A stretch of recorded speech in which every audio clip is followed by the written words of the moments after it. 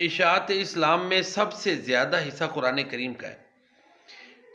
قرآن کریم کے علاوہ اور بھی کئی اسباب ہیں جنہوں نے اس اسلام کی اشاعت میں حصہ اور کردار ادا کیا، مثلا اچھا اخلاق ہے، عدل کرنے والے حکمران ہیں، مسلم فاتحین ہیں، صوفیاء ہیں، ان کا بھی اشاعت اسلام میں حصہ اور کردار ہے۔ لیکن قرآن کریم کا سب سے زیادہ حصہ اور کردار ہے۔ آج کے دور میں آپ دیکھ لیں کہ ایک ذاکر نائک کا مناظرہ جس میں قرآن، سائنس اور بائبل اس کی عنوان پر جو ہے نا وہ ڈیبیٹ ہے، اور اس میں انہوں نے ثابت کیا کہ قرآن کریم ہی سائنس کے مطابق ہے۔ اس ایک ڈیبیٹ کے بعد ہزاروں لوگوں نے اسلام قبول کیا۔ آج کے دور میں بھی آپ دیکھ لیں کہ قرآن اور سنت کے مضبوط دلائل کی روشنی میں لوگ اسلام زیادہ قبول کرتے ہیں۔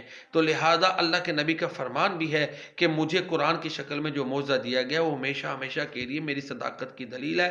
دوسرے نبیوں کو جو معجزات ملے ان کی زندگی تک محدود تھے،